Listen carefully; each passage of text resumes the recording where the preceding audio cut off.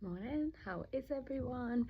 If you hear any weird noises, one tortoise likes to scratch his little nails. It files his nails, and the washer's on as well. So I picked a great time to make my video. So anyway, my video today, I wanted to talk about stepping out of comfort zones and going and doing something when the ego is trying to keep you small. So I don't know why, but I feel in my journey there's something about motivational speaking or something like that, and there's a big part of us resisting it. And it's like, I don't want to do that. I do not want all that attention on us. I don't want to be that feeling you get when everybody goes quiet and then it's all eyes on you, and then you've got to speak or say something and your nerves kick in. And it's probably one of my greatest challenges, and I think it's rooted in a few things, like being naturally an introvert and shy as a kid, not liking attention on us. And I think this goes from passed down from my dad's side of the family. I feel like I get a lot of that from my dad, and then I think he maybe got a lot of that from his dad. And his side of the family are naturally a lot quieter than, say, like my mom's side of the family, who are like natural extroverts.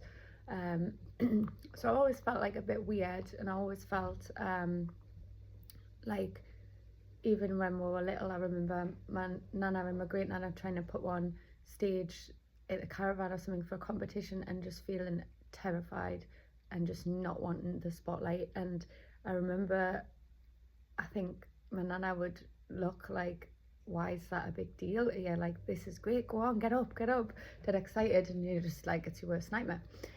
So I had that like inbuilt, and then experiences throughout school and high school and social anxiety and things like you would have to get up in assembly to get certain awards and things, and that would just be absolutely terrifying. It would feel like time just stood still. You'd be going to get up. Sometimes kids would joke around and stick their foot out and try and like trip you up on the way up and stuff, and things like that, and you would just be terrified of just making an idiot of yourself. So I would always sabotage my awards. I don't know what's going on with my throat today. I would always sabotage my awards to make sure that I didn't get anything so I didn't have to go up at the end of term. No one really seemed to notice, to be honest, so I would never get full attendance. I would just make sure I was always had a day off on that term, so that I never had to get up and get it. Or sometimes I would skip the awards ceremony full stop and just skive. So anyways, so I've got all of that. And today I'm starting a face-to-face course, a small group. I wanted it small for two reasons. I wanted it small so, because when you're in a big group, I feel like, especially quieter types, they don't really get their time to express. And I feel like when things are in a big group, you don't get as much out of it as you do when it's in a smaller group. That's just the way I view it. And that just might be people who are similar to me, maybe. I don't know. So that was one reason, and the other reason was for myself and for my ego, which was to keep myself safe. We'll just have a small group, and that will be a bit easier, you know. That's me having to be like really, really honest. So I'm starting this group tonight, and the group is working from the book I've written last year, Dream Self-Esteem, and it's working from that and some other things.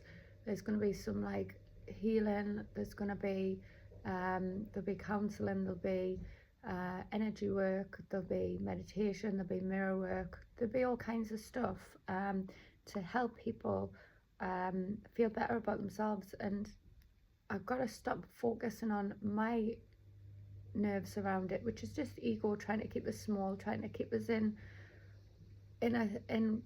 one place, like stopping growth, and telling us, you know, you don't need to do it, it's not going to help, you know, it's not going to be any good, you know, and just chattering away, and you've got to watch out for that. But I am doing it, and I'm doing it because I feel like I've got a lot of valuable stuff that will help people feel better. And I think we all deserve to feel better. And I think I come across so many people with low self-esteem, and not even just in my counselling, like in my day-to-day life, I'm surrounded by women with low self-esteem. Not just saying it is just women, but we do seem to be more prone to it. So if I can do something in 6 weeks that will help these women in their lives feel better, make better decisions, help them on a different path even, because they know they're worthy and deserving, that's why I'm doing it. That's why I need to do it. So I need to get out of my own head of all these thoughts of like, oh my god, it's going to be rubbish, or you're going to be nervous, or your voice is going to shake, or you might shake, or any of this crap, because it's not about that. The message and the transformation is bigger than me, and that's what I need to focus on. So we're in January, and it's overcoming fears. It's getting to work on things that we don't want to do from an ego point of view, but we know it's growth and we know it's good for her. And I was just chatting to my friend Sam just before then. Yeah, she's very similar to me, and she's hit the nail on the head. It's your ego, it's trying to keep you small, and you're going to be buzzing afterwards, and I can't wait to hear about it, and that's fantastic, and that's what you want in a friend as well, by the way.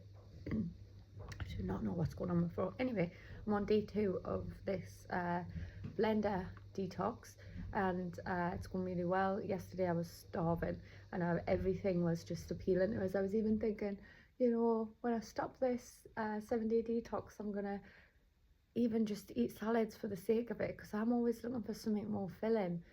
After I've done this, I think I'll be satisfied with something like a salad, and I'm not doing it for weight, and I'm not doing it for vanity. I'm doing this because I know my body needs a reset, because I've got allergies and hay fever that I never used to have. That means I'm at overload point, which means my body can't take care of things, and that's because it's full of toxins, and I'm healthy, so God knows what other people are like. So this is a total reset, and I'm getting a lot of good stuff. There's so much kale in it, there's loads of spinach in it, there's pineapple, there's berries, there's the most processed thing in it is protein powder, but I chose that myself, and it's vegan. It's only got a couple of ingredients. So yeah, anyways, I'm on 7 minutes, so I'm gonna wrap this up, but I'll do a part 2 to this video of overcoming fears, doing things that take you right out of your comfort zone. My ego's like, you only work 1-to-1, how are you going to facilitate a group?